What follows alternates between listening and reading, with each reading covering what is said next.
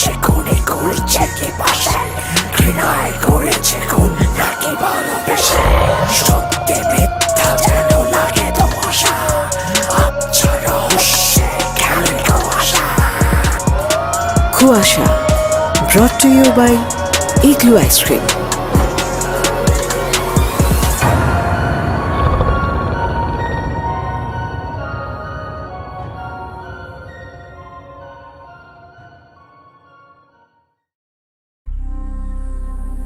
সকালের ঘুম নষ্ট করার জন্য ফোনের বিরক্তিকর রিংটোনই যথেষ্ট।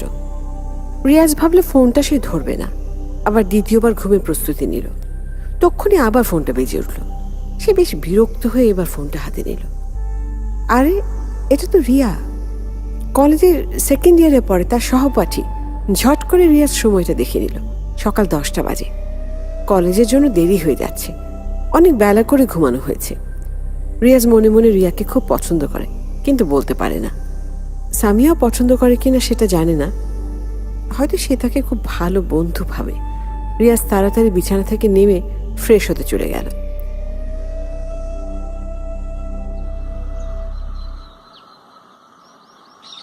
ইস, এত বেলা হয়ে গেল, আজকে কলেজে দেরি হয়ে যাবে। আরে নীল রঙের শার্টটা কোথায় রাখলাম? সামিয়ারও তো নীল রং পছন্দ। এই তো পেয়ে গেছি। দেখি চুলগুলো একপাশে রাখি। সামিয়া ভাবে চুল রাখা পছন্দ করে না, আমি তো দেখতে বেশ।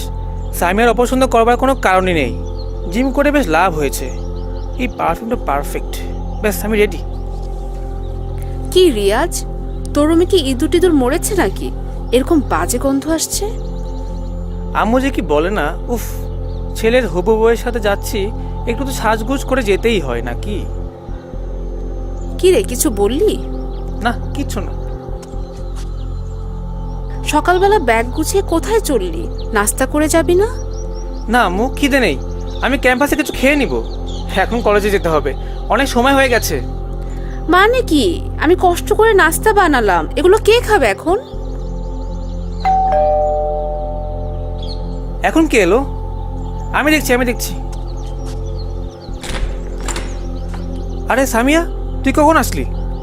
চুপ দাদা, কখন থেকে ফোন দিচ্ছি, কলটা ধরলে কি হয়? কল ধরলে তো প্যাঁচার মতো প্যাক করতি, সেজন্য ধরিনি। কি আমি প্যাঁচার মতো ব্যাকপ্যাক করি? না, কে বলেছে? তুই তো টুনটুনির মতো বকা দিস। তবে রে, আজকে তোকে খাইছি আমি। এই দাঁড়া, কলেজে যাবি না নাকি? এমনি তো অনেক সময় হয়ে গেছে। ঠিক আছে চল, সময়ের অভাবে তোর মায়ের সময় বের করতে পারলাম না। আচ্ছা বাদ দে তো, জলদি একটা রিক্সা ডাক। ওই কিপটা বাইক বের করলে কি হয়, রিক্সা দিয়ে কি করবি? আরে কি বলছিস তুই? বাইকে করে যাওয়া যাবে না, রিক্সা দিয়ে গেলে 20 টাকা লাগবে, আর বাইকে তেল কিনতে গেলে 100 টাকা লাগবে। এবার তুই বল, 20 টাকা খরচ হলে ভালো নাকি 100 টাকা? তোকে জুতা পিটা করলে সবার থেকে ভালো, কিপটা। এই কি বলছিস? এত টাকাতে জুতা কিনেছিস, সেটা যদি আমার গালে ব্যবহার করিস তাহলে তো তোর লস হবে। লস হলে আমার হবে, তাতে তোর কি? তোর সাথে কথা বলতে পারবো না, এখন একটা রিক্সা ডাক। আজকে তোর বাইক বের করতেই হবে, না হলে আমি কলেজ যাব না। উফ, মাঝে মধ্যে তুই এমন বাহানা করে বসিস, মাথার রক্ত পায়ে উঠে যায় একদম। মাথার রক্ত পায়ে উঠে কেমনে? পায়ের রক্ত মাথায় উঠে। ওই একই। আচ্ছা দাঁড়া, আমি বাইক বের করে আনছি, দাঁড়া, ওয়েট কর।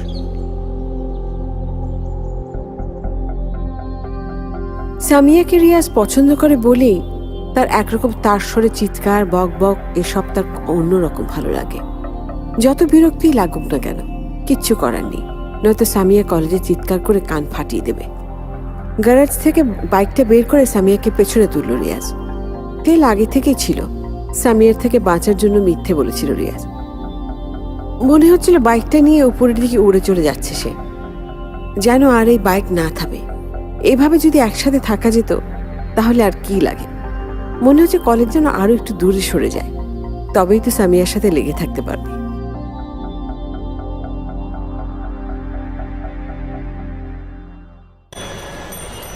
উফ, কী সব ভাবছি। প্রেম যে মানুষকে দেউলিয়া করে দেয় আজ বুঝতে পারছি। এতক্ষণ ধরে যদি বাইক চলে তাহলে তো বাইকের তেল শেষ হয়ে যাবে। তেল কেনার টাকা কি রিয়ার আব্বা দিবে? কলেজে কেন দ্রুত আসছে না? কি রে, কি ভাবছিস? না, কিছু ভাবছি না তো। এই তো চলে এসেছি কলেজে। ওই যে রনি আর রবিকে দেখা যাচ্ছে। এই নে বাইকের চাবি, তোর কাছে রাখ। এই ক্যাচ।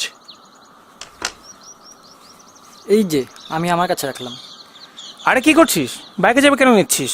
একমাত্র রিয়া বললে তুই এই বাইক বের করিস, আর আমরা যদি বলতে বলতে গলা দিয়ে রক্ত ঝরাই তবুও তুই বাইক বের করিস না। আজকে আমাদেরকে রেস্টুরেন্টে নিয়ে খাওয়াবি, তারপর তোকে তোর বাইকের চাবি ফিরিয়ে দিব। না হলে তোর বাইকের যতগুলো তেল আছে সবগুলো তেল শেষ করবো। তোদেরকে নিয়ে যদি রেস্টুরেন্টে যাই তাহলে নিচে হলেও আমার 3,000 টাকা বিল আসবে। আরে বাইক নিয়ে চলে গেলে মাত্র 100 টাকা তেল খরচ হবে। তাহলে বাইক নিয়েই যা, তাতে আমার কি? বাইক নিয়ে চলে যাব সেটা তো ঠিক আছে, যদি বাইক কিছুর সাথে অ্যাক্সিডেন্ট করে ভেঙে ফেলি তখন 30,000 টাকা দিয়ে ঠিক করাতে হবে, তখন কি করবি?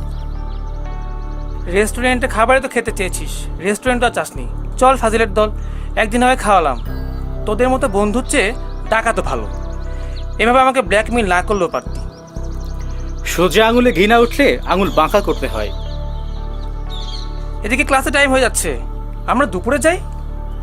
আরে কি বলছিস? তুই আবার ক্লাস করায় মনোযোগ দিয়েছিস কোন দিন থেকে? প্রতিদিন তো আসিস, কলেজের মধ্যে আড্ডা পাড্ডা দিয়ে বাসা চলে যাস। আজকে দেখি ক্লাসের প্রতি আগ্রহ অনেক বেড়ে গেছে। উফ, আমি ভাবছি রেস্টুরেন্ট থেকে কিভাবে বাঁচা যায় সেই চিন্তা এখন মাথা ঘুরপাক খাচ্ছে। এখন ক্লাস কেন? আমাকে যদি ক্লাস করাতেও বলে আমি সেখানেও রাজি হয়ে যাব। কি রে, কি ভাবছিস? কিছু না, অনেকদিন ক্লাস করি না তো। আজকে কি যাবি না তোরা? না, আজকে আমাদের ক্লাস হবে রেস্টুরেন্টে। চল চল চল।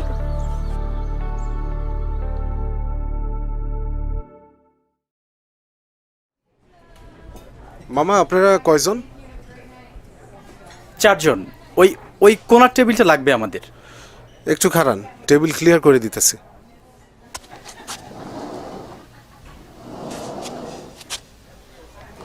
এই বসে পর সবাই।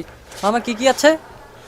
কাচ্চি বিরিয়ানি আছে মামা, তেহারি আছে, খাসির গেলাসি, মগজ ভুনা, খিচুড়ি, পাবদা ফ্রাই, রুই মাছের কোপ্তা, প্লেন ভাত, মুগের ডাল, 10 রকম ভর্তা। আচ্ছা আচ্ছা, বুঝতে পেরেছি।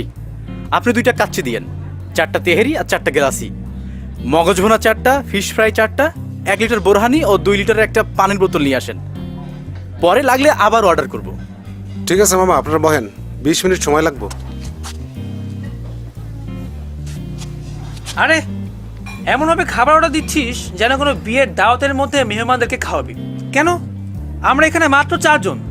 আমি না হয় নাই খেলাম, স্বামী একটু খাবে, তুই একটু খাবি, রবি নাও একটু খাবে, বাকিগুলো কে খাবে? তোর চাচা খাবে? চিন্তা করিস না, তোর টাকা দিয়ে খাওয়ার জন্য আজকে সকালে আমি আর রবি নাস্তা করিনি। কি? সামিয়াকেও বলেছে নাস্তা না করে আসতে, যেন ইচ্ছা মতো খেতে পারি। এই স্বামী, এই তুইও কি এদের সাথে নাকি? আজব, আমি এদের সাথে হতে যাব কেন? আমাকে ফোন দিয়ে বলেছে না খেয়ে আসতে, আমি খাইনি। কিন্তু তার কারণে যে তোকে এভাবে ডাকাতি করবে সেটা তো বুঝতে পারিনি। থাক, তোর আর বুঝতে হবে না। আমার যা বোঝার আমি সব বুঝে গেছি। এই লন মামা, খাবার চলে আসছে। ইস কি সুন্দর গন্ধ।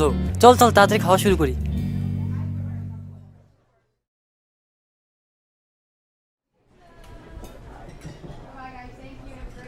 তোদের দেখে তো মনে হচ্ছে সপ্তাহ খানেক ধরে তোরা কিছু খাসনি।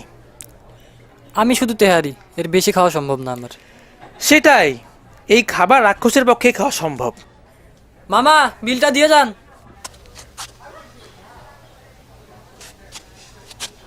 ফাটাফাটি ছিল। এত কম বিল, এরকম জানলে তো আরো বেশি খেতাম। আচ্ছা এদিকে দে, বিলের কাগজটা আমার দিকে দে, দেখি এত কম কেন এসেছে। 5,000 টাকা! রবি, এই বিলের কাগজটা হয়তো অন্য কোনো টেবিলে হবে, ভুলে আমাদের টেবিলে চলে এসেছে। কে জানে কোন রাক্ষস এই বিল আমাদেরকে দিয়ে গেছে। দাঁড়া, ওইটার মামাকে একটু ডাকি। এটা অন্য টেবিলের না, আমাদের টেবিলেরই। এখানে 5,000 টাকার কি কে খেয়েছিস তোরা? এখানে তো মাত্র 500 টাকার খাবার এসেছে। হ্যাঁ এটাই আমাদের বিল, হচ্ছে 5,000 টাকা। বিল এসেছে, বিলগুলো দিয়ে চলে আয়, আমরা বাইরে ওয়েট করতেছি। হে কি সর্বনাশ হলো আমার! এই 5,000 টাকা দিয়ে আমার 5 মাস চলে যেত। ওরা একদিনেই সব মেরে দিল। আর কিছু বুঝতে পেরেছি কিংবা না পেরেছি, অন্তত এটা বুঝতে পারলাম রাতের বেলা ডাকাতের থেকেও ভয়ঙ্কর হচ্ছে এসব হারামি বন্ধুরা। রিয়াজ, তোর মনে কোনো দুঃখ আছে? না, আমার আবার কিসের দুঃখ থাকবে? তোরাই তো খেয়েছিস, অন্য কেউ তো না।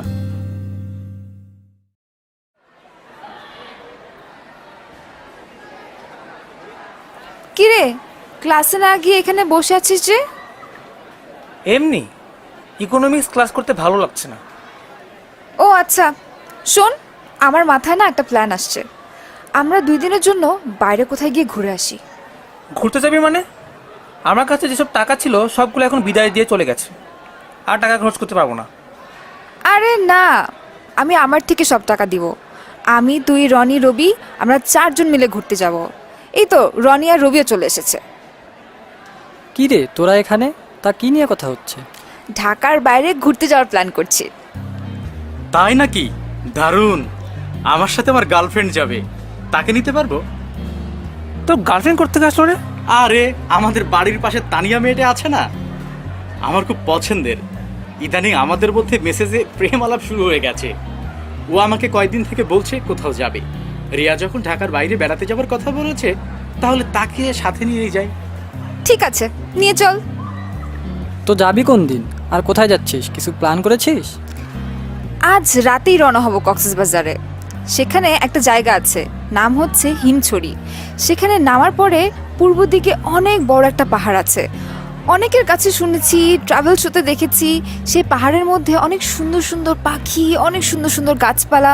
মোট কথা পুরো পাহাড়টাই যেন একটা রূপকথার দেশের মতো। তো আমি ভাবছি সে পাহাড়ের মধ্যে আমরা ক্যাম্প ফায়ার করব। কি বলছিস? রাতে কই থাকবি, কই খাবি? জঙ্গলের মধ্যে? হিমছড়ির মধ্যেই রাস্তার পশ্চিম পাশে থাকার জন্য একটা জায়গা আছে, নাম হচ্ছে মারমেড ক্যাম্প। সেখানে আমরা রুম ভাড়া করে রাতে থেকে যাব, সকালে উঠে আবার চলে আসবো। আচ্ছা, আমি এটা বুঝতে পারলাম না, আমরা ক্যাম্প ফায়ার শুরু করবো কখন? আমরা যদি আজকে রাতে রওনা হই, তাহলে আমরা যেতে যেতে কালকে দুপুরের আজান দিয়ে দিবে, পুরো একদিন। এরপর আমাদের হাতে বিকাল সময়টা থাকবে মাত্র। এটুকু সময়ের মধ্যে আমরা কিভাবে ক্যাম্প ফায়ার করবো? আরে বুদ্ধু, বুঝিস না কেন? আমরা যদি সেখানে দুপুরে গিয়ে পৌঁছাই, তাহলে সাথে সাথে আমরা পাহাড়ের দিকে চলে যাব। সেখানে গিয়ে আমরা নিজেদের ক্যাম্প নিজেই তৈরি করব, নিজেরা রান্না করব, নিজেরাই ছবি তুলব, নিজেরা মজা করে সন্ধ্যার পরে আগুন জ্বালিয়ে আগুন পোহাবো। রিয়াজ তো ভালো গিটার বাজাতে পারে, সে গিটার বাজাবে আর আমরা গিটারের আওয়াজ শুনবো। তারপর রাত 10টা-11টা বাজে আমরা সে জঙ্গল থেকে বের হয়ে আসব। এরপর মারমেড ক্যাম্পে রুম ভাড়া করে আমরা সেখানে রাত পার করে দিয়ে ভোরে আবার রওনা হয়ে চলে আসব। ঠিক আছে, এখন দুপুর হয়ে গেছে, সবাই যার যার বাসা চলে যা। গিয়ে রেডি হয়ে রামগঞ্জ বাস স্ট্যান্ডে চলে আয়। আমিও গিয়ে রেডি হয়ে চলে আসছি। সবাই কিন্তু জামা কাপড় ঠিকঠাক মতো নিয়ে নিবি। আর হ্যাঁ, আমার পাওয়ার ব্যাঙ্কটা নষ্ট হয়ে গেছে, তোদের কাছ থেকে ফোন চার্জ দিতে হবে। সবাই সবার পাওয়ার ব্যাঙ্ক নিয়ে আসিস কিন্তু। আমি দিতে পারবো না, পারলে তুই একটা কিনে নে। তাক, লাগবে না আমার পাওয়ার ব্যাঙ্ক, তোদেরটা নিয়ে তোরাই চার্জ দিস। আমি গেলাম বাসায়।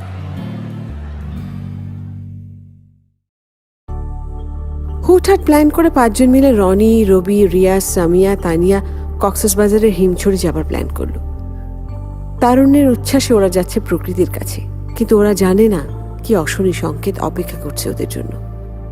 রামগঞ্জ বাস স্ট্যান্ডে যাবার সময় রিয়াজের বারবার মনে হচ্ছিল কে যেন তাকে যেতে মানা করছে, কিছু একটা পেছনে ডাকছে।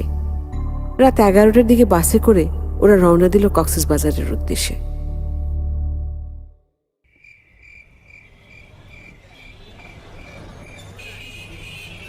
ও রবি, চলে এসেছিস? রনি আর সামিয়া ওরা কোথায়? সামিয়া কোথায় সেটা তো আমার চেয়ে তুই ভালো বলতে পারবি। মানে কি বলতে চাস তুই? সেটা তো তুই ভালো করেই বুঝতে পারছিস। তোর খবর আছে? কি রে, কিসের খবর নিয়ে তোরা কথা বলছিস? এই তো রনি চলে এসেছে। হ্যাঁ, সময় মতোই চলে আসলাম। আচ্ছা, পরিচয় করিয়ে দেই। ও হচ্ছে তানিয়া। হাই। হ্যালো। ও হচ্ছে রবি, আর এটা হচ্ছে কিপটা রিয়াজ। রনি, কিসব আজেবাজে কথা বলছিস তুই? আরে বাবা, ও মজা নিচ্ছে। তুই সব কিছুতেই এত সিরিয়াস কেন হয়ে যাস রে? আর ওই তো সামিয়াও চলে এসেছে। উফ, সরি, বের হবার সময় বাবার সাথে দেখা হয়ে গিয়েছিল, তাকে ম্যানেজ করে আসলাম, তাই একটু দেরি হয়ে গেল। আচ্ছা, বাকি গল্প না হয় পরে শুনবো, আপাতত বাসে উঠি, সময় হয়ে গেছে। হ্যাঁ, চল চল।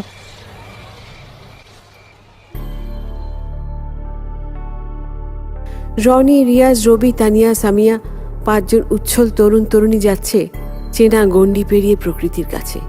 সমুদ্র আর পাহাড়ের কাছে নাকি অশুভরা থাকে নিবিড় রহস্য হয়ে। সেই নীরবতার মাঝে কোনো এক ভয়ানক সত্য লুকিয়ে থাকে। সেখানে কি অপেক্ষা করছে ওদের জন্য তা সময়ই বলে দেবে।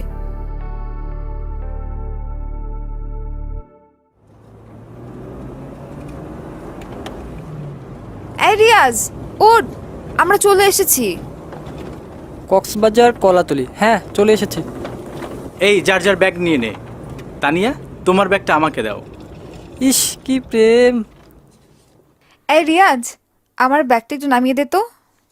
চল চল নামি।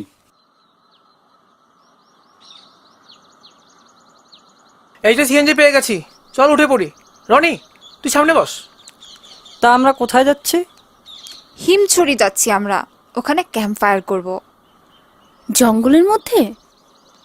হ্যাঁ, অনেক থ্রিলিং হবে।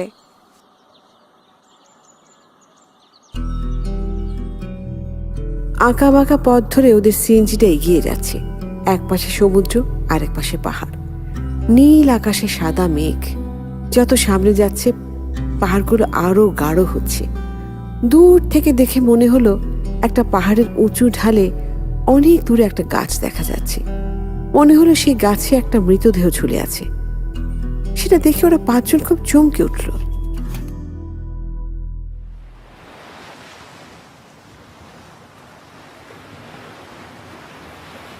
ওই দেখো, এই পাহাড়ের উপর গাছে কে যেন ঝুলছে। কিরকম ভয়ঙ্কর না? কোথায়? সবাই পাহাড়ের উপর তাকিয়ে দেখ, ঠিক মতো কিছু একটা ঝুলছে। তুই চোখে আর একটা চশমা লাগা। কই কিছুই তো দেখছি না। আসলেই তো কিছু নেই ওখানে। আমি কিছুই দেখতে পাচ্ছি না। কিন্তু আমি একটু আগে স্পষ্ট দেখতে পেয়েছি, কেউ যেন পাহাড়ের উপর ঝুলছে। ঘুমের মধ্যে কি না কি স্বপ্ন দেখেছিস, এখন উল্টাপাল্টা জিনিস দেখছিস।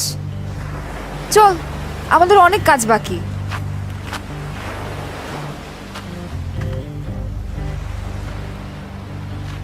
ওই তো একটা রাস্তা পাহাড়ের ভেতর দিয়ে চলে গেছে। আমার যেন কেমন অদ্ভুত লাগছে, মনে হচ্ছে সামনে আর না যাই। তুই একটা আস্ত ভিতর ডিম, এখানে এসে আমাদের প্ল্যানটা মাটি করিস না। সামনে চল।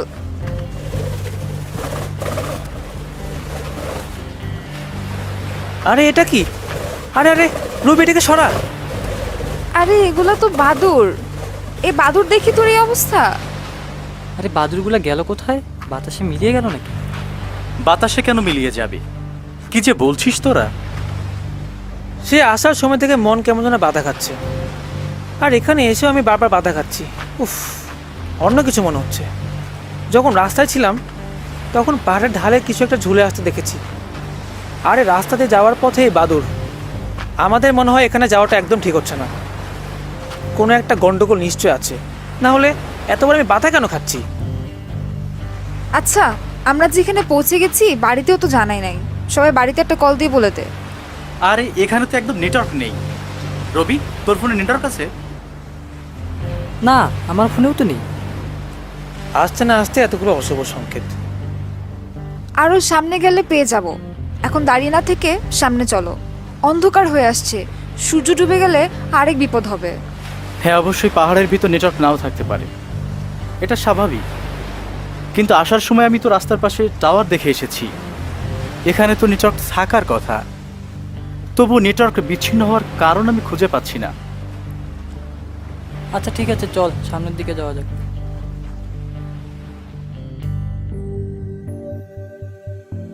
সন্ধ্যা তখন প্রায় নেমে এসেছে। ওরা পাঁচজন এগিয়ে যাচ্ছে। পাহাড় আর অরণ্য, সেই সাথে সাগরের ঢেউয়ের শব্দ কেমন গভীর দীর্ঘশ্বাসের মতো শোনাচ্ছে। বিশাল বড় ঝাউ গাছগুলো যেন দানবের মতো লাগছে। অনেকখানি পাহাড়ি রাস্তা পার হয়ে একটা খোলা প্রান্তরে ওরা এসে দাঁড়ালো। ওরা জানে না আজকে রাতে নীরবতার মাঝে ওদের জন্য অপেক্ষা করছে ভয়াল এক ছায়া।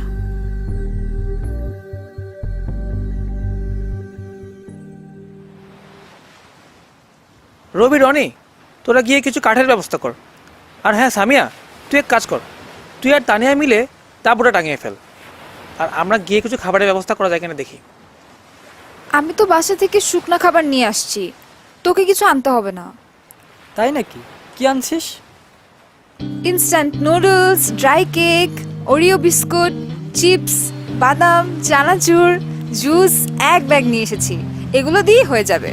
আর 5-6 ঘন্টা পর তো আমরা শহরে গিয়ে সেখানে রেস্টুরেন্ট থেকে কিছু খেয়ে নিবই। আপাতত এগুলোই খাই। আচ্ছা ঠিক আছে, তোর যেমন ইচ্ছা, কিন্তু এখন আগুন জ্বালাবো কিভাবে? কাঠের ব্যবস্থা করতে হবে। আমি আর রনি রবি গিয়ে কাঠের ব্যবস্থা করে আনছি। তোরা এখানে বসে বসে সবগুলো ঠিক কর, তারপরে এসে আড্ডা দেওয়া যাবে। আর হ্যাঁ, সবাই নিজের মোবাইল ফোনে ফ্ল্যাশ লাইট অন করে রাখিস, যেন দূর থেকে বোঝা যায়। আমার ব্যাগের মধ্যে একটা ব্যাটারি সিস্টেম বাল্ব আছে, সেটা জ্বালিয়ে দে, দূর থেকেও যেন ক্যাম্প চিনতে পারি। ঠিক আছে, আমি জ্বালিয়ে দিচ্ছি। তোরা আগে গিয়ে কাঠের ব্যবস্থা করে আয়। ওকে।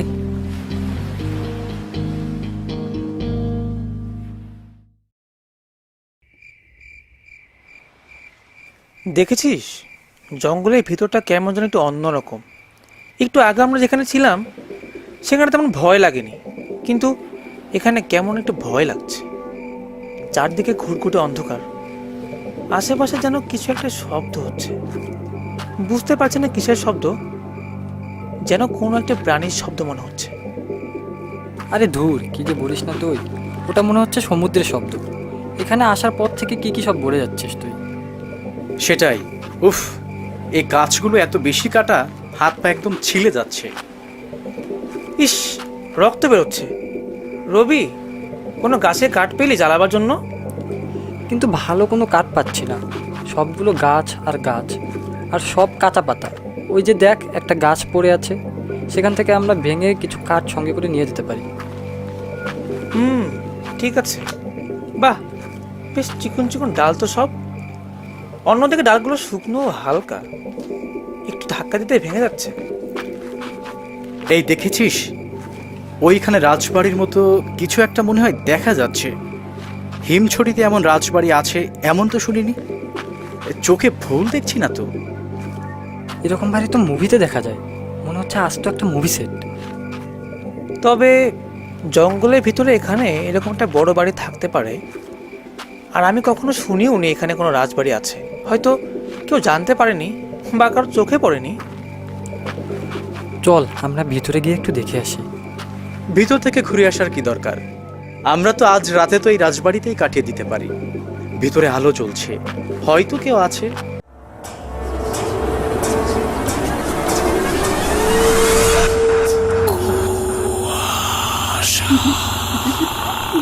Brought to you by Igloo Ice Cream, a world of great taste. পাহাড়ের অরণ্যের মাঝে পুরনো একটা রাজবাড়ি। ঘুটঘুটে অন্ধকারের মাঝে একটা আলো থাকে, সেই আলোটা ছুঁয়ে অন্ধকার একটা আদি ভৌতিকতার সৃষ্টি করেছে। রনি, রবি আর রিয়াজের ছায়ামূর্তি ধীরে ধীরে এগিয়ে যাচ্ছে সেই পুরনো প্রাসাদের দিকে। মনে হচ্ছে যেন রূপকথার রাজ্যের এক বাড়ি এখানে চলে এসেছে। এরকম একটা জায়গায় এমন একটা বাড়ি কে বানালো?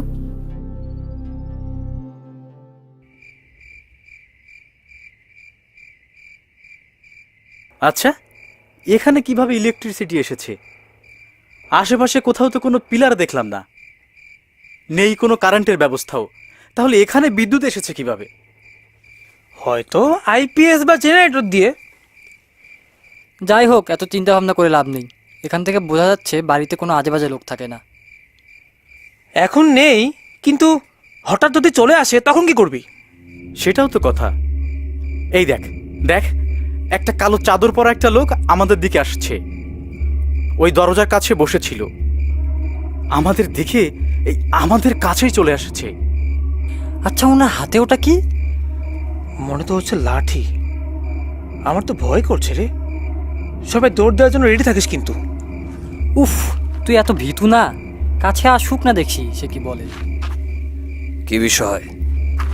আপনারা এই ঘন সন্ধ্যায় এইখানে কেন আইছেন? কি কাম আপনি গো? মানে দাদু, আমরা আসলে ঢাকা থেকে আসছি। ওই জঙ্গলের ধারে আমরা ক্যাম্প করেছি, বেড়াতে আসছি আর কি। বুঝতে পারছি, এমন অনেকেই আসে। এবার বহুদিন পর কেউ আসলো।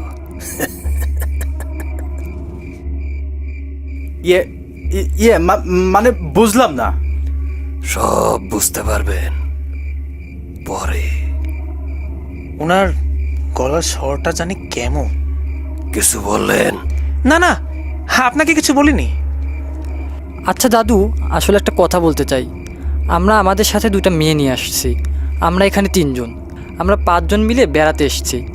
একটু সামনেই আমরা ক্যাম্প তৈরি করেছি, কিন্তু বাইরে থাকলে বিপদ আপদ হতে পারে। আপনি একটু অনুমতি দিলে আমরা আজকে রাতটা এখানেই থেকে যেতে পারি। ঠিক আছে, থাকতে পারো। আচ্ছা, এই বাড়িতে কি আর কেউ থাকে? হ, থাকে। কারা থাকে এখানে দাদু? এত কিছু তোমাদের জানার দরকার নাই। তোমরা রাতে থাকতে চেয়েছো, রাতে থাকো, না হলে চলে যাও। না মানে, আমরা বলতে চেয়েছি কোনো আজে বাজে লোক থাকে না তো আবার? না, সেরকম কেউ থাকে না। ও আচ্ছা, তাহলে তো ঠিকই আছে। আচ্ছা দাদু, আমরা তাহলে আধা ঘন্টার মধ্যে আসছি, বাকিদের নিয়ে আসি, ঠিক আছে? ঠিক আছে।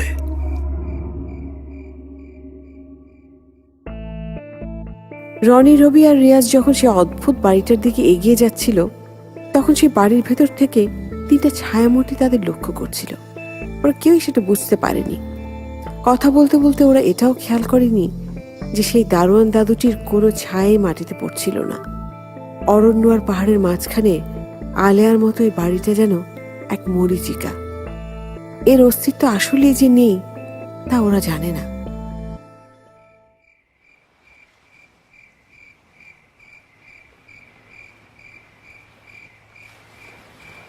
ওই যে ওরা চলে এসছে। কিরে, তোরা এত দেরি করলি কেন? আরে কাঠ কোথায়? আরে তাড়াতাড়ি ব্যাগ গুছো, একটা জায়গা পেয়ে গেছি। জায়গা পেয়ে গেছিস মানে? কিসের জায়গা? এত কথা জিজ্ঞেস করিস না তো, যেটা বলছি সেটা কর। তাড়াতাড়ি ব্যাগ গুছিয়ে না, যা। আচ্ছা ঠিক আছে। আরে রাত তো 8টা বেজে গেল, আসতে না আসতেই 3 ঘন্টা সময় শেষ। পিকনিক কখন করব? তবে যাই হোক, সেই রাজবাড়িতে গিয়ে মজা করা যাবে, কি বলিস? দারুণ মজা হবে।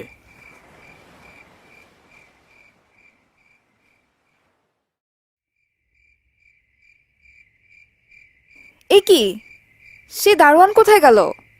ওনাকে তো এখানে বসে থাকতে দেখেছি। এখন যদি না আসে তাহলে তো তালাই খোলা যাবে না। আমরা বাড়ির ভেতরে যাব কিভাবে? আশেপাশে হয়তো গেছে কোথাও, অপেক্ষা করো। ইস, জায়গাটা কেমন গা ছমছমে, এত অন্ধকার, তোদের কাউকে ঠিকমতো দেখতেই পাচ্ছি না। ফোনের ফ্ল্যাশ লাইটটাই ভরসা। ও বাবা, ওটা কিসের ডাক?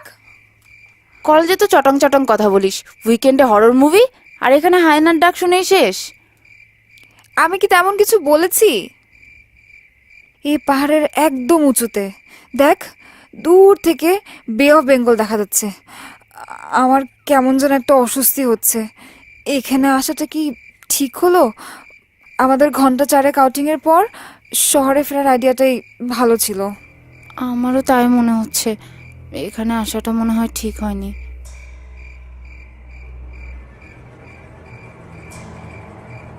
কেডাই কি চাই এখানে? কে কে কে আপনি? তোরা কে? এইখানে কি করতাছস? এখানে দরজায় একজন লোককে বসে থাকতে দেখেছিলাম।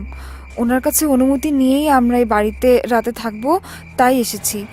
কিন্তু একটু পরে এসে দেখি উনি এখানে নেই। আপনি কি জানেন উনি কোথায় গেছেন?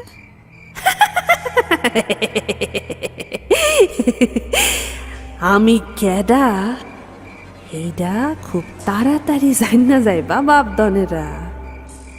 এই বুড়ি দেখতে কেমন অদ্ভুত না? ছেঁড়া শাড়ি, চুল এলোমেলো, কঙ্কালের মতো হাত, রীতিমতো ভয়ঙ্কর। কেমন বিশ্রীভাবে হাসছে। দেখতে ঠিক গল্পের বইয়ের ডাইনির মতো। আমার না ভাল লাগছে না। কি পোলাপানের দল, ডরাইছনি তোমরা? ডরানের কিছু নাই। এ কি, আপনার মুখের এক পাশ আগুনে জ্বলজানো। পইরা গেছিল। মাইনসে দেখলে ডরায়, ওরা দেখে ডরাইছে। ও হচ্ছে আসমানি বুড়ি, এই বাড়িতেই থাকে। আমরা কি এখন ভিতরে যেতে পারি, যদি আপনি অনুমতি দেন? এই যে কইলা দিতাছি গেট।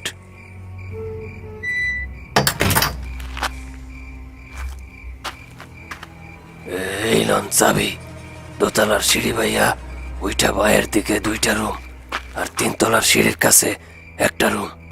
চলে যান। দাদু, আপনারা আসবেন না? আমরা আসবো একটু পরে, এখন একটু কাজ আছে। এই লন, হারিকেনটা নিয়ে যান, আপনাকেও কামে লাগবো।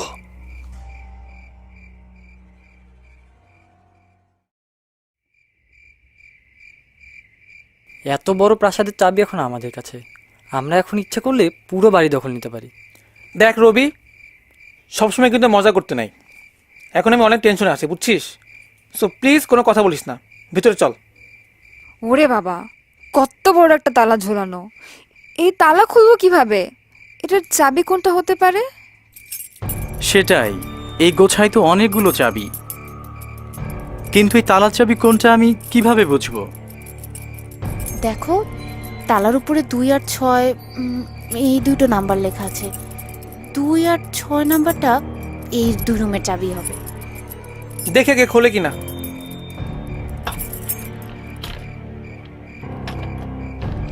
আরে কি অদ্ভুত, চাবি দিতে দিতে সাথে সাথে খুলে গেল। হাতটা মনে হচ্ছে অবশ হয়ে যাচ্ছে। তুই তো সবসময় একটু বেশি বেশি ভাবিস, তাই তোর এই অবস্থা। পুরানো তালা, তাই চাবি দিলেই খুলে যাচ্ছে। সেটাই, চল ভেতরে যাই। ইস, অনেক বড় একটা রাজবাড়ি।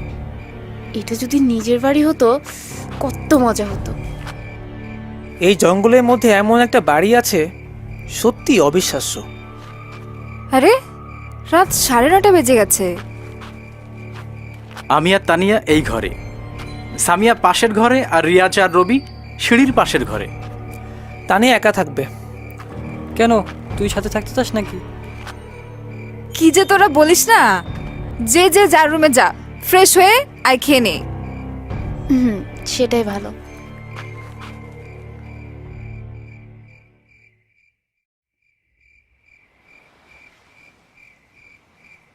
কি দেখছিস সামিয়া? ছাদ থেকে পুরো পাহাড়টা দেখা যাচ্ছে। সাগরের গর্জন করার আওয়াজ আমরা স্পষ্ট শুনতে পাচ্ছি। রাতের সাগর স্পষ্ট দেখা যাচ্ছে না, ঢেউয়ের শব্দ আর মিষ্টি বাতাস। সাগরের ঢেউয়ের আওয়াজগুলো অনেক সুন্দরভাবে কানের মধ্যে ভেসে আসছে।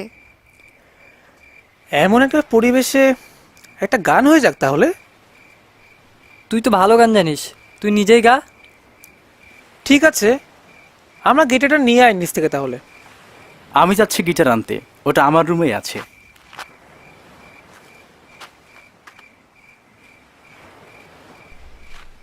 এই যে গিটার, তাহলে শুরু হয়ে যাক গান।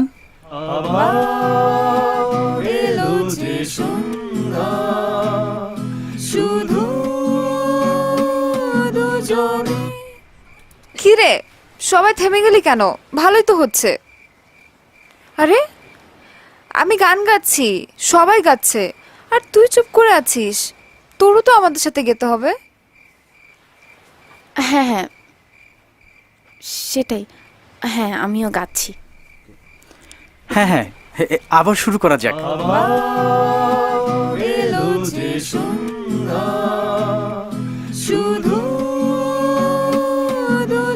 আরে, রাত 12টা বেজে গেছে দেখছি। আমার খুব ঘুম পাচ্ছে।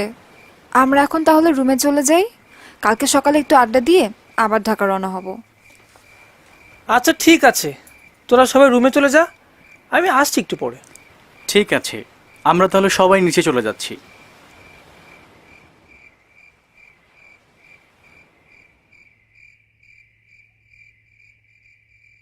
হ্যালো, হ্যাঁ আপু, আমরা একদম ঠিক আছি। আম্মুকে কিছু বলিস না। আমরা কাল সকালে রওনা দিব, বিকেলের মধ্যে ঢাকায় থাকবো। এখন তাহলে রাখি, গুড নাইট।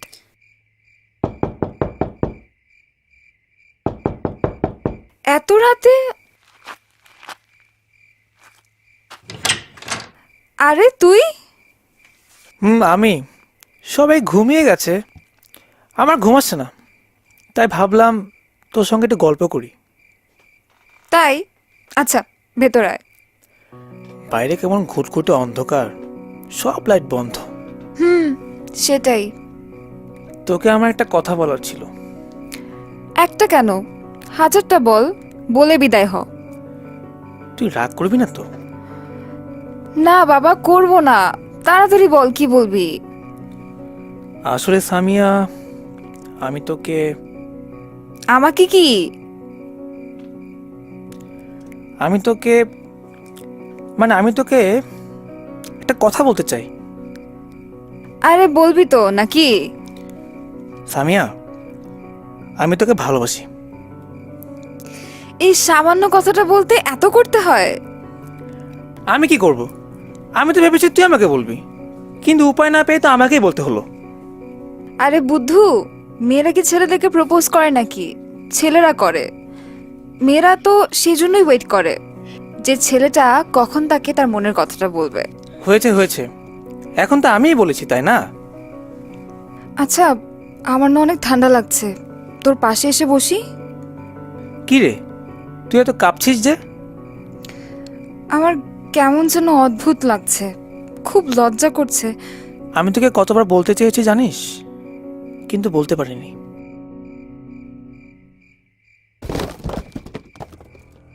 কে কে ওখানে? তুই দাঁড়া, আমি একটু দেখে আসছি।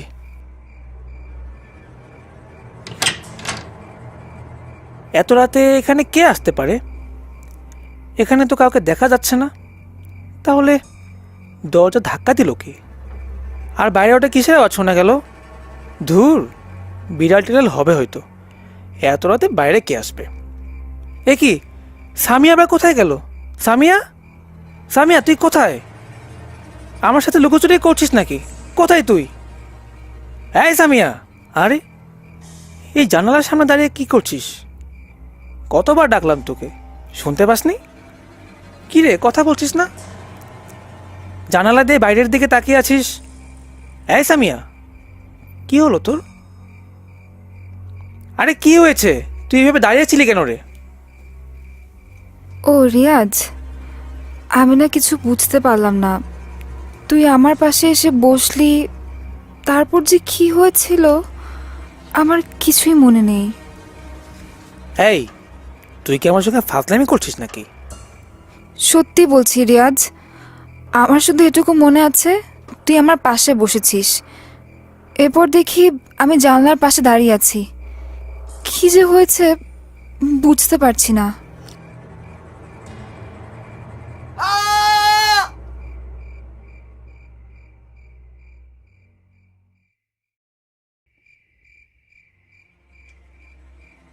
আরে, ওটা তো মনে হলো রবির চিৎকার।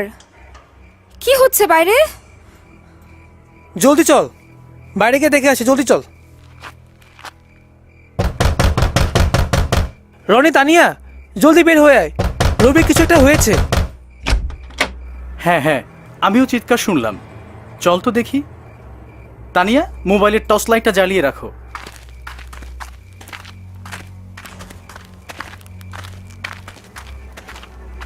রবি, এই রবি, দরজা খোল।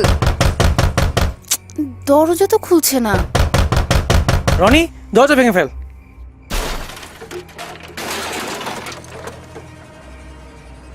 আরে, রবি তো হাওয়ার মধ্যে ভাসছে। কেউ যেন ওর পেট থেকে সবগুলো মাংস টেনে টেনে খেয়ে ফেলেছে। পেটের এই পাশ থেকে ওপাশ সবকিছু দেখা যাচ্ছে। রবি নেই, রবি নেই, ওকে মেরে ফেলেছে, ও মরে গেছে। দোস্ত, আমরা এখনই বাড়ি ছাড়বো, তাড়াতাড়ি কর, কুইক কর। রবিকে রেখে? রবি মারা গেছে দোস্ত, এবং আমরা এখানে কিছুই করতে পারবো না এখন। চল সবাই, চল, এখনই চল। সারবো না, কাউরে সারবো না, সবাই রে শেষ করে পালাইব।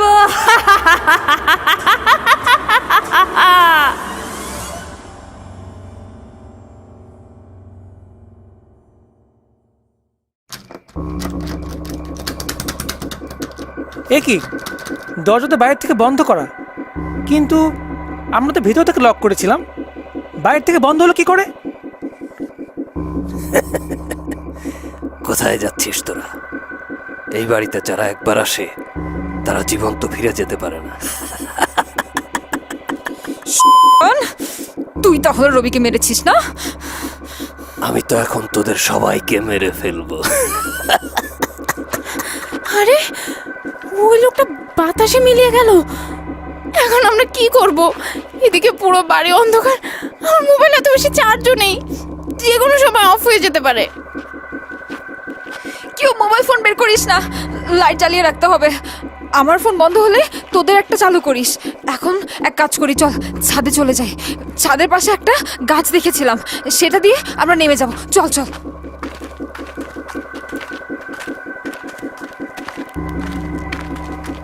এই দেখো, ছাদের দরজার সামনে একটা মেয়ে দাঁড়িয়ে আছে, গায়ের মধ্যে সাদা কি যেন একটা পরা। ও নিশ্চয়ই রবির মতো আমাদেরকেও মেরে ফেলবে। উফ, সবাই দোতলার দিকে তাড়াতাড়ি চল, quick.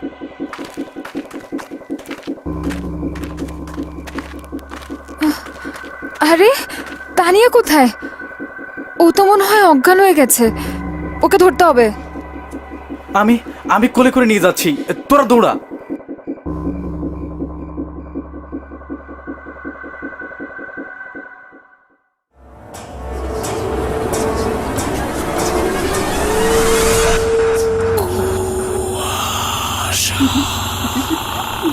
Brought to you by Igloo Ice Cream, a world of great taste.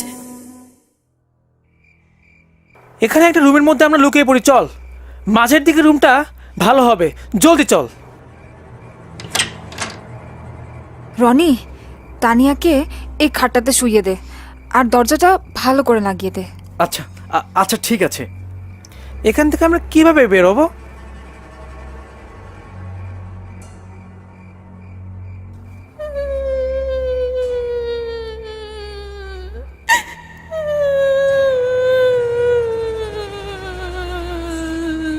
ওটা ওটা কার কান্নার শব্দ শোনা যায়? কে কে কাঁদছে? কেউ কেউ আমাদেরকে রক্ষা করো। কিভাবে এখান থেকে বেরোবো আমরা এখন?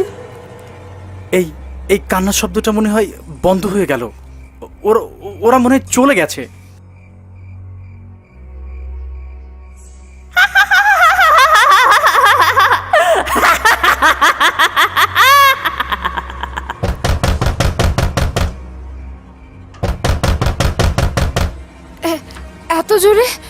এত জোরে কে ধাক্কাচ্ছে? দরজা তো ভেঙে ফেলবে। কি করব? কিছু মাথা ঢুকতেছে না। আমরা এখন কোন ফাঁদে পড়ে গেলাম রে? দাঁড়া, তোরা দাঁড়া, আমি গিয়ে দেখছি। সাবধানে যা, সাবধানে যা। বাইরে তো কেউ নেই দেখছি। সামিয়া, এই সামিয়া, ওকে কাঁচের আয়নার সামনে কেউ ছুঁড়ে ফেলেছে। সামিয়া, এই সামিয়া, তুই কি ঠিক আছিস? আমি আমি ঠিক আছি। তানিয়াকে ধর, ও কাঁদছে। ওখানে কেউ আছে? ওকে খাটের থেকে এক্ষুনি নিয়ে আয়। আমাকে আমাকে মেরে ফেলবে, আমাকে বাঁচাও, আমাকে মেরে ফেলছে, আমাকে মেরে ফেলছে। তানিয়া, এই তানিয়া, তানিয়া, এই ওর নাক মুখ থেকে রক্ত বের হচ্ছে। সামিয়া, রিয়াজ, তোরা কিছু কর, প্লিজ প্লিজ কিছু কর। রনি, রনি, তানিয়া মনে হয় বেঁচে নেই। ও নিঃশ্বাস নিচ্ছে না। তানিয়া আর নেই, ও ও মারা গেছে। না না, এটা হতে পারে না। তানিয়া মেয়েটা আমার কারণেই মরে গেল। আমি ওকে এখানে নিয়ে না আসলে এ মেয়েটা ওভাবে মরে যেত না। না, সব দোষ আমার, সব দোষ আমার। আরে সামিয়া, তোর কি হয়েছে? এই সামিয়া, এ কি? ওর পিঠে এমন ভেজা কেন? আরে এটা তো রক্ত গল গল করে বেরোচ্ছে, সব ভিজে যাচ্ছে। এই আয়নার ভাঙা কাঁচ ওর পিঠে ঢুকে গেছে। ওর পেট ভেদ করে আয়নার মাথাটা ঢুকে গেছে। না না না না, এটা হতে পারে না। সামিয়া, সামিয়া, তুমি ওঠো প্লিজ। হে আল্লাহ, তুমি এটা কি করলে? এত বড় শাস্তি কেন দিলে আমায়? রনি, রনি, তাড়াতাড়ি বের হয়ে আয়। না না, তানিয়াকে রেখে আমি যাব না রিয়াজ।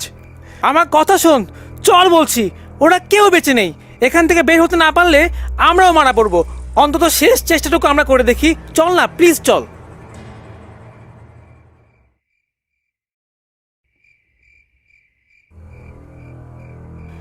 রনি, ওদিকে দেখ, আমাদের ডান দিকে, মানে আমাদের থেকে 20-25 হাত দূরে কেউ দাঁড়িয়ে আছে। ওনার পায়ের দিকে লক্ষ্য করে দেখলাম উনি ভাসছেন। লোকটা দেখতে কি ভয়ঙ্কর, গায়ের মধ্যে পাঞ্জাবের মতো কি একটা দেওয়া। আমাদের মেরে ফেলবে।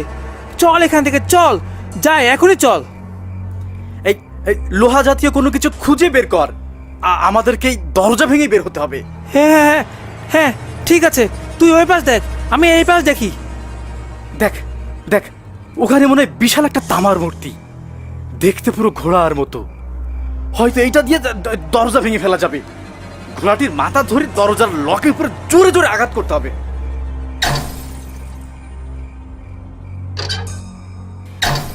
কিন্তু কিন্তু কোনো কিছুতে তো কোনো কাজ হচ্ছে না। এটা দিয়ে তো ভাঙা যাচ্ছে না রে, বরং এই মূর্তিটা বোধহয় ভেঙে গেল। মৃত্যুর অপেক্ষা ছাড়া আমাদের কিছু করার নেই। আজই আমাদের জীবনের শেষ রাত। এই এই দেখ, দেয়ালে দুটো তলোয়ার ঝুলানো আছে, ওটা দিয়ে তালা ভাঙার চেষ্টা করি, চল।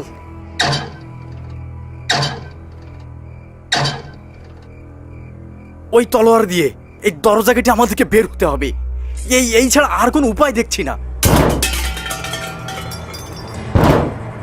আহ আহ আর একটু খুলে যাবে মনে হচ্ছে। রনি, তুই থেমে গেলি কেন? এই আরে রনি, এই রনি, আমি আর বেঁচে থাকতে পারলাম না রে। তোর চোখ দিয়ে রক্ত বেরোচ্ছে। ওরা আমাকে মেরে ফেললো, তুই পালিয়ে যা রিয়াজ, যেভাবে হোক পালিয়ে যা। রনি নিজেই নিজে গলায় তলোয়ার ঢুকিয়ে দিয়েছে, আমাকে পালাতে হবে। আমি আমি আমি মরবো না, আমি এখান থেকে বের হবই।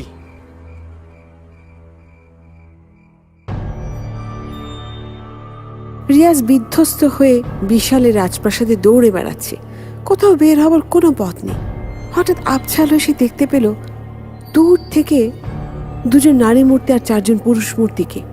ওরা যেন রিয়াজকে চারদিক থেকে ঘিরে ধরেছে। এক একজনের চেহারা থেকে এক একজনের চেহারা আরো অনেক ভয়ঙ্কর। কারো চোখ দুটো দিয়ে আগুন বের হচ্ছে, আবার কারো একটা হাত কাটা, অন্যজন হাতে নিজের মাথা ঝুলিয়ে রেখেছে, কারো মাথায় ফেটে রক্ত বের হচ্ছে। খুবই বিভৎস দেখতে। তবে কি এটাই তার জীবনের শেষ সময়?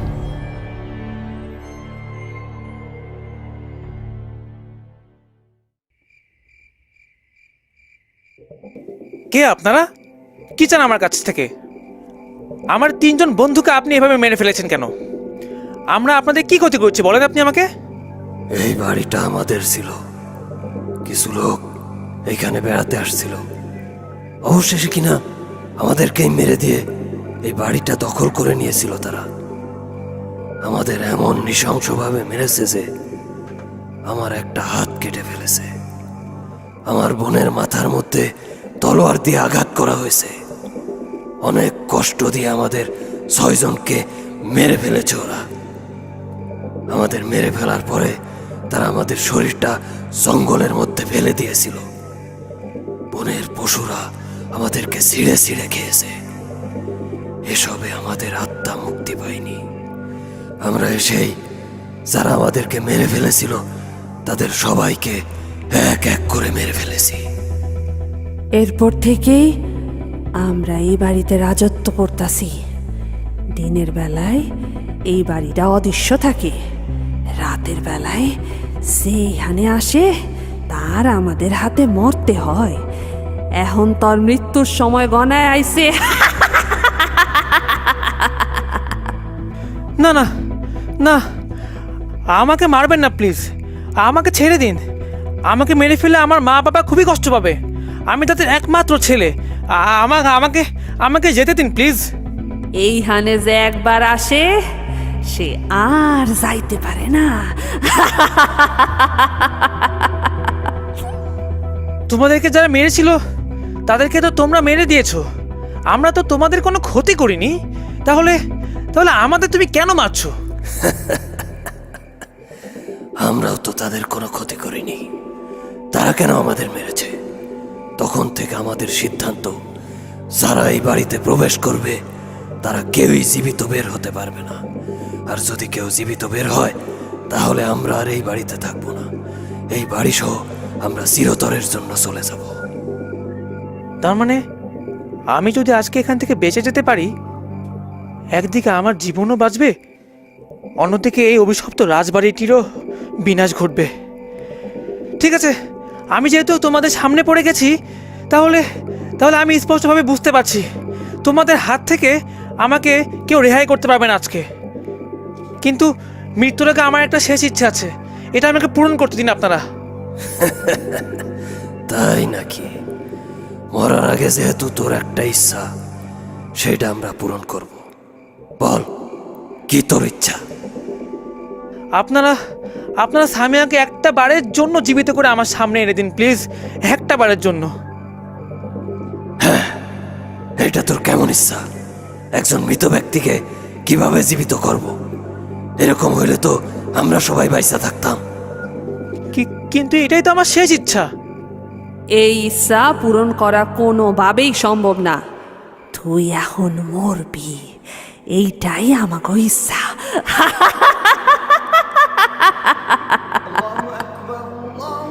এই দেখ এই পয়সায় কি লেখা আছে, আল্লাহু, এটা ছুঁয়ে দেখা।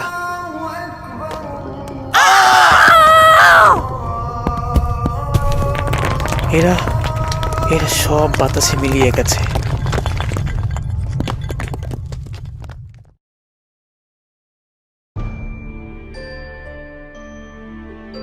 ভোরের আজানের পবিত্র ধ্বনির সাথে অশুভ কালো প্রতিচ্ছবির পতন হলো। সূর্যের প্রথম আলো আর মিষ্টি বাতাসে মিলে গেল সব অন্ধকার। পাহাড় অরণ্যের মাঝে অভিশাপ মাখা সেই রাজবাড়িটাও হাওয়ায় মিলিয়ে গেল, আর সাথে করে নিয়ে গেল কিছু উচ্ছল নিরীহ প্রাণ, রনি, রবি, তানিয়া আর সামিয়া। রিয়াজ বেঁচে থাকলো, কিন্তু খুব কাছের বন্ধুদের চোখের সামনে হারানো আর বীভৎস মৃত্যুর দৃশ্য তাকে তাড়িয়ে বেড়াবে আজীবন। রাজবাড়ির অভিশপ্ত এ রাত কারো জীবনে যেন আর না আসে।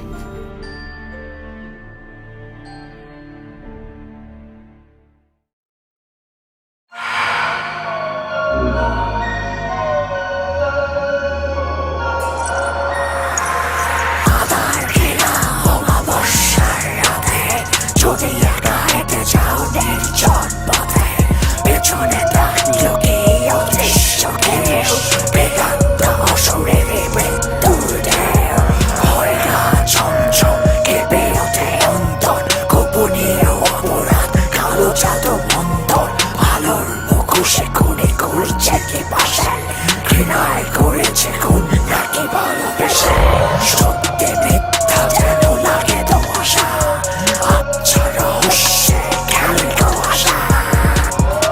কুয়াশা, brought to you by Igloo Ice Cream.